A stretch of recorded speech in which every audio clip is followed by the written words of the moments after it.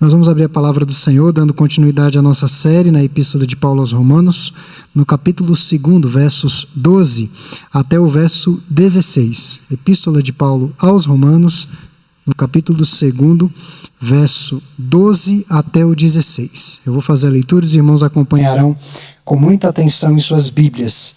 E assim diz a palavra do Senhor. Assim, pois, todos os que pecaram sem lei, também sem lei perecerão.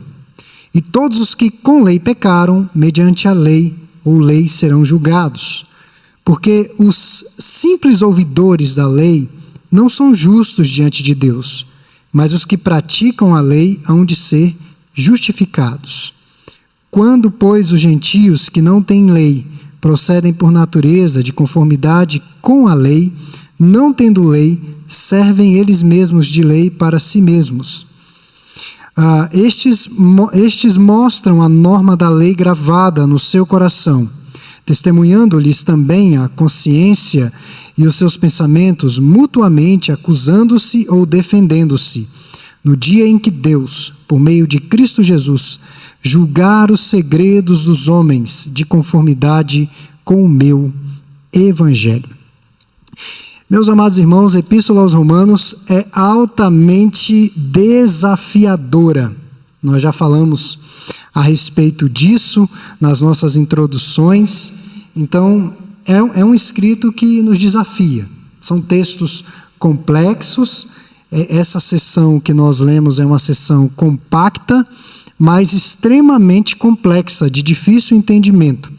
A pergunta que nós fazemos é: aonde o apóstolo Paulo está querendo chegar com essas frases, com essas colocações? Naquele dia, o tu do versículo 1 não mais será capaz de esconder os seus ídolos do coração debaixo da observância religiosa. Se nós fôssemos dar uma temática aqui, desvendando de fato os segredos do coração, do íntimo, seja da pessoa religiosa ou não religiosa. Paulo está tratando acerca disso aqui. E ele fala que ninguém que tenha recebido humildemente a justiça de Deus, que Deus ofereceu, passará despercebido e sem ser salvo. Aqueles que verdadeiramente foram justificados por Deus serão redimidos pelo Senhor. Meus irmãos, a grande questão que surge nessa sessão são várias questões que pululam e vêm à nossa mente. Quando comparecermos à presença do Deus, Criador de todas as coisas, no último dia, no dia da consumação dos tempos, para o seu julgamento e o seu veredito, qual será o teste geral pelo qual nós seremos julgados? Em outras palavras, se Deus lhe perguntasse: por que eu devo deixar você entrar no meu descanso? Por que você deve herdar a vida eterna? O que te faz crer que a vida eterna será possuída por você? E veja que nós temos uma resposta bem pronta, nós que somos presbiterianos. Nós seremos julgados por termos ou não recebido a justiça de Cristo Jesus. Mas nesses versos parece que Paulo está meio que contradizendo o que ele disse nos versos 16 e 17 do capítulo 1. Ele diz assim: pois não me envergonho do Evangelho, porque é o poder de Deus para a salvação de todo aquele que crê, primeiro do judeu e também do grego, visto que a justiça de Deus se revela no Evangelho. De fé em fé, como está escrito, o justo viverá por fé.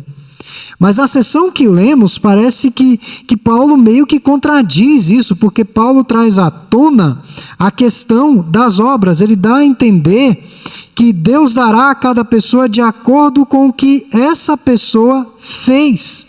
Ou seja, um julgamento baseado nas obras, na maneira como essas pessoas levaram suas vidas nesse mundo temporal. Será que Paulo aqui, 20 versículos depois, muda de ideia do que ele vem argumentando, do que ele argumentou no capítulo 1 praticamente todo? Mas vejam, irmãos, que Paulo não está se contradizendo. Ele entende que as obras fazem parte, sim, dessa vida do salvo. Ele está dizendo que as obras importam. Segredos do coração. As obras importam. Aquilo que nós fazemos, aquilo que nós falamos, aquilo que nós pensamos, a maneira como nós reagimos no nosso coração é o que importa mais do que as nossas ações. Porque muitas vezes, nos nossos pensamentos, na maneira como nós vemos o outro ou as situações, nós pecamos terrivelmente contra o nosso Deus. Paulo está dizendo que as obras importam, não como base para a nossa salvação, mas como prova de que alguém tem a fé que salva. Ora, como que eu sei que sou salvo? Como que sei que entrarei no descanso do Senhor? As minhas obras. A maneira como eu lido com os mandamentos do Senhor. É aí que está a prova. Eu sempre digo para as pessoas, eu como pastor, ou presbítero, ou diácono, aqueles que estão investidos de liderança, aqueles que conhecem um pouco mais a fundo o rebanho, estes não têm condições de dizer quem é salvo na igreja. Nós não temos condições. A Bíblia fala que nós vamos conhecer uma árvore pelo quê? Pelos seus frutos. Então, no Salmo 62, o que importa fundamentalmente é o relacionamento da pessoa com Deus, como seu refúgio, como sua rocha, como sua salvação. E como os versículos 9 e 10 do Salmo sugerem, isso será visto no modo como essa pessoa percebe a própria vida e no que faz desta vida, como ela conduz a sua vida, como que ela reage às situações que lhe sucedem neste mundo. As boas obras, na verdade, mostram, evidenciam que temos a fé salvadora. Não se somam à nossa fé para nos salvar. Não é um complemento para a nossa salvação, mas são evidência. E sem nenhum destemor, irmãos, eu sou uma das pessoas, eu acredito, assim, que mais crê na doutrina da salvação pela graça, como a Bíblia fala.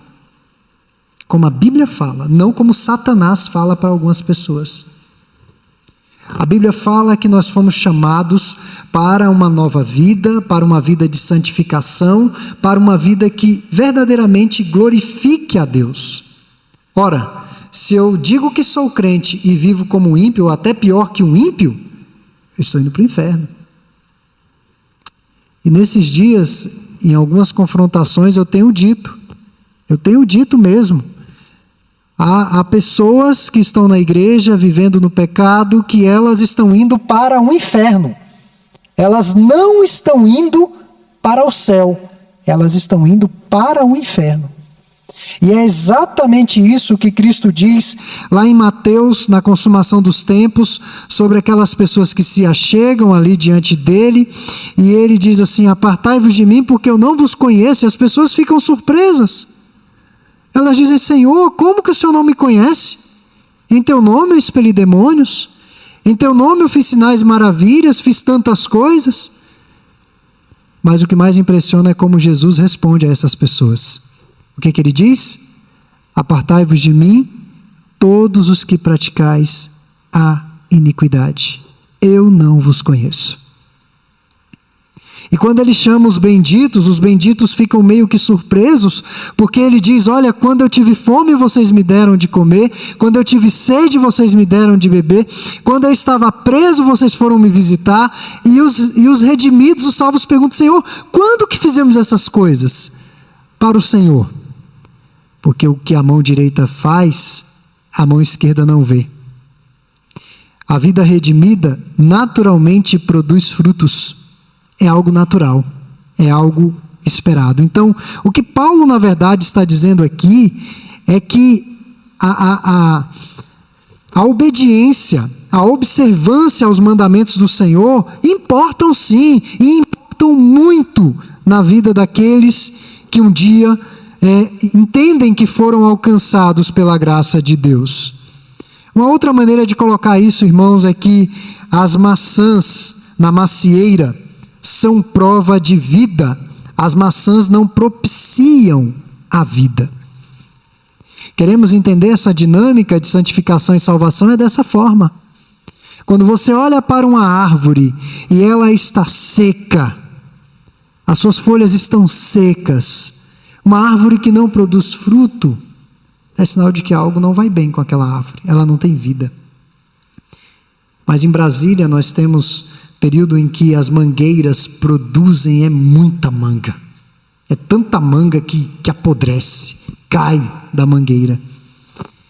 Eu não sei quem aqui tem o hábito, às vezes, de, no período que dá muita manga, parar ali, seja na esplanada, lugares assim que tem muita mangueira, e você tirar umas mangas, levar para casa. É sinal de que tem vida lá. Não é a manga que dá vida para a árvore, a manga é sinal de que aquela árvore tem vida. Não são as boas obras, a fé que salva, mas a existência de boas obras evidencia que tem vida de Cristo ali, naquele coração.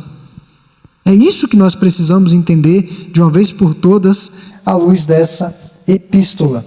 Então são a evidência de que a macieira está viva, mas na verdade são as raízes que extraem os nutrientes para mantê-la assim. De igual modo é a nossa fé em Cristo, a nossa nova vida. Ele dá a sua justiça, a justiça de Deus, a qualquer um que creia nele.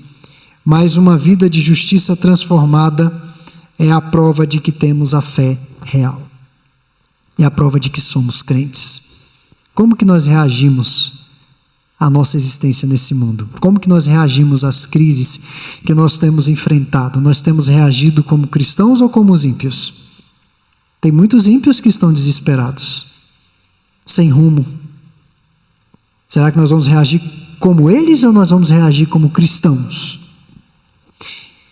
Quais são os indicativos de que um coração está ou não quite com Deus? Eu quero voltar aí para o verso 7, ele diz assim: a vida eterna aos que, perseverando em fazer o bem, procuram a glória, honra e incorruptibilidade.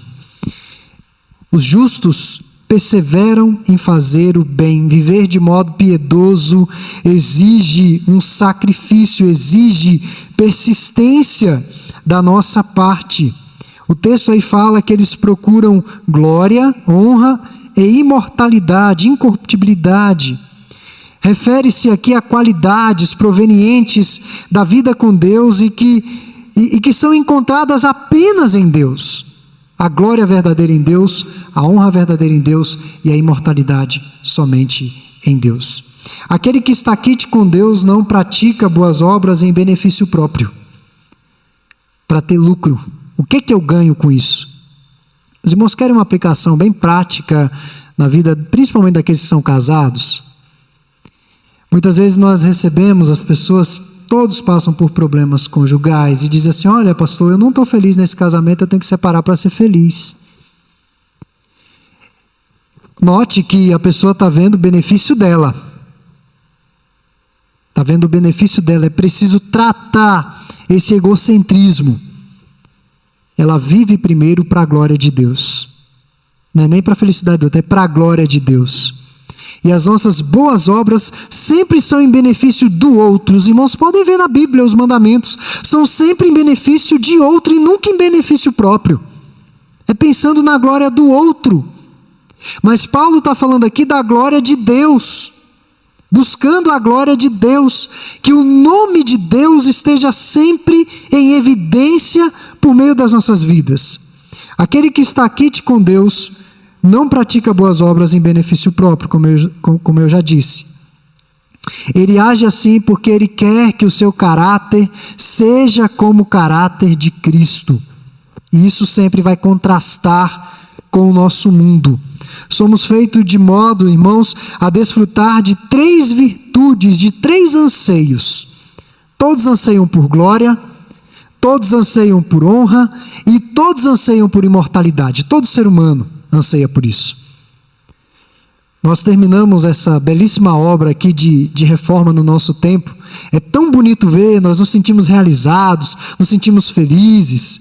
uma certa dose de glória, né? De contentamento, de satisfação.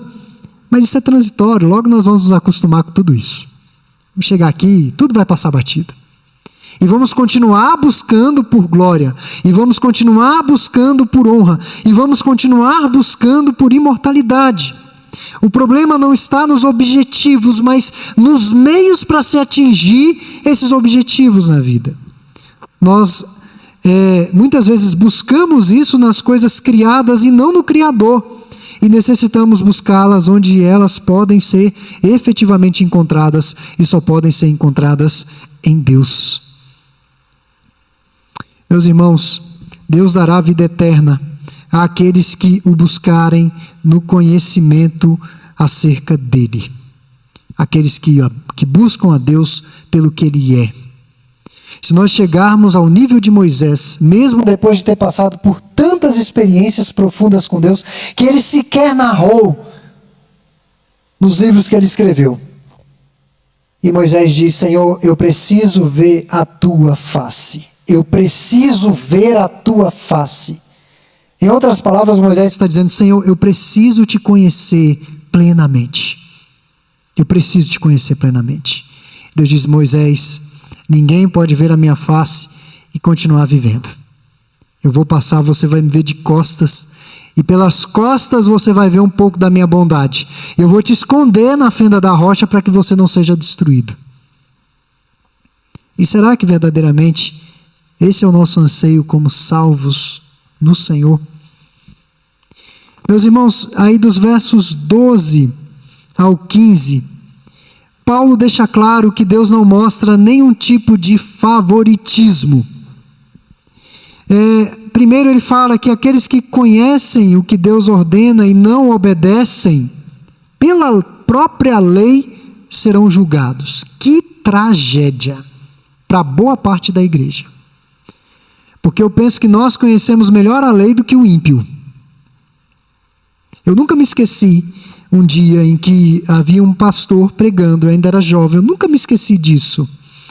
E ele disse as seguintes palavras: todas as vezes que você se senta num banco de igreja, no nosso caso atualmente numa cadeira, e ouve a palavra de Deus, ou você está mais perto do céu ou mais perto do inferno.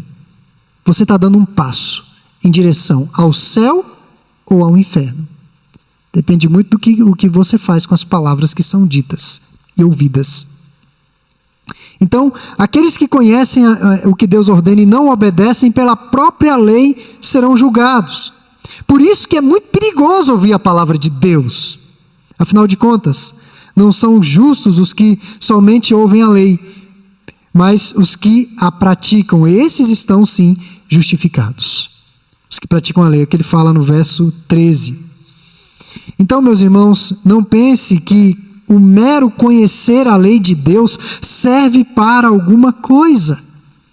Há poucos dias eu conversava com uma das pessoas que trabalharam aqui na reforma do nosso templo, e nós presbiterianos, às vezes as pessoas reconhecem que nós levamos a Bíblia a sério, que nós estudamos profundamente a Bíblia, mas eu não me deixo levar por esse tipo de envaidecimento. Os presbiterianos são os que estudam a Bíblia. Realmente vocês conhecem. E essa pessoa, por sinal, se diz crente e não vive nada da Bíblia. E nesse dia que ele disse essas palavras, eu falei exatamente isso para ele. Meu irmão, é importante conhecer, mas mais importante é praticar o que se conhece. Viver aquilo que você conhece da palavra de Deus. É isso que Paulo está falando aí adiante. Conhecer a lei de Deus não serve o mero conhecer para a salvação, mas a chave está em obedecer a essa lei, se sujeitar inteiramente à lei.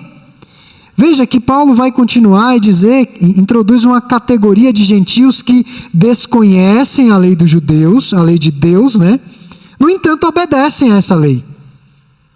Eles não conhecem a lei escrita, formal, mas de forma inata, eles obedecem, eles seguem a lei de Deus. É aí que vem aquele fenômeno que nós muitas vezes pensamos: puxa, essa pessoa não é da igreja, mas ela só falta ser crente.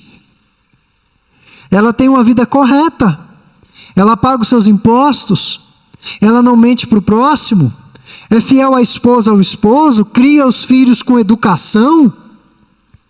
Como a nossa igreja está precisando de crente assim? Paulo fala desse fenômeno aqui no texto que lemos. Então, quem são eles? Eles poderiam ser esses gentios que obedecem à lei sem ter ouvido falar de Cristo e, portanto, são salvos fora da fé em Cristo? Seria essa a conclusão que Paulo chega? É claro que não, meus irmãos. Claro que não. A salvação é unicamente em Cristo Jesus. O que Paulo está querendo novamente enfatizar aí é que essas pessoas já têm a lei gravada nos seus corações. Ou seja, até mesmo o cristão tem a lei gravada. Tem pessoas que cometem o pecado sabendo que é pecado, elas cometem deliberadamente o pecado. E Paulo está chamando a nossa atenção para a importância de se viver de acordo com aquilo que nós conhecemos acerca de Deus. Porque o julgamento sobre nós será muito mais rigoroso do que com os ímpios. Os ímpios serão julgados pela lei. Estão perdidíssimos. Perdidíssimos, porque ninguém consegue viver a lei de Deus toda. Os irmãos lembram de uma personagem no Novo Testamento que chegou diante de Jesus e a gente tem a impressão de que aquele jovem de fato queria ser salvo. Ele chega perguntando acerca da salvação, o que dificilmente uma pessoa hoje perguntaria: Senhor, o que eu preciso para ser salvo? O Senhor Jesus diz: cumpre os mandamentos. E o que ele responde para Jesus? Eu cumpro todos, desde que eu era criança. E quando Jesus faz um teste no seu coração e diz: olha, então vende tudo e me segue, o texto diz que aquele jovem sai dali triste. Sai dali triste. E a justificativa é porque ele tinha muitos bens. Na verdade, aquele jovem não servia a Deus, ele servia os bens. Jesus traz à tona o seu ídolo do coração. Ninguém consegue cumprir a lei de Deus plenamente. É somente pela graça. A lei ganha contornos de razão, de ser, de força na nossa vida, de moldar o nosso caráter, porque a lei vai meio que nos balizar ao longo da nossa jornada com o objetivo certo de chegada. Nós estamos sendo aprimorados. Ninguém é perfeito. É o que eu sempre digo: não existe casamento perfeito, não existe filho perfeito, não existe esposa perfeita, não existe pastor perfeito, não existe presbítero perfeito. Os irmãos sempre vão olhar para mim, gente na igreja, ou talvez até gente que goste de mim, gente que não goste, por uma razão ou outra, diga: o pastor tem isso de defeito. Todo mundo tem defeito. Pode vir para a nossa igreja o Hernandes, os pastores midiáticos, os pastores mais afamados. Quanto mais próximo você chegar da pessoa, mais defeitos você vê. Talvez você olhando de longe esse painel, puxa, que painel bonito, mas se você chegar bem próximo, você começa a ver as imperfeições. É assim a nossa vida. Não existe ninguém perfeito. Então, a lei são balizas que vão nos conduzir a essa plenitude com o Senhor. A lei tem a sua importância, porque senão vamos andar descarrilhados na nossa vida. Eu gostei muito de uma comparação que um teólogo, eu não me lembro qual foi, um livro que eu li isso, falando acerca da lei na vida do crente. Ele falou que a lei na vida do crente é como se fosse os trilhos do trem. Pegue o metrô e ponha para correr no asfalto. Ele não vai correr livremente. Vai ser uma coisa louca que você vai ver. Você vai olhar assim, mas um metrô passando aqui no asfalto, ele vai perfurar o asfalto, vai estragar, talvez nem ande no asfalto. Mas quando você coloca aqueles vagões sobre os trilhos, e aquilo é ligado, ele corre numa velocidade livremente e atinge o seu objetivo: conduzir as pessoas em segurança de um lugar para o outro. A lei é isso. A lei são esses trilhos que o Senhor coloca nas nossas vidas para nos conduzir a um objetivo que Ele quer, que Ele deseja. Mas a lei não nos salva.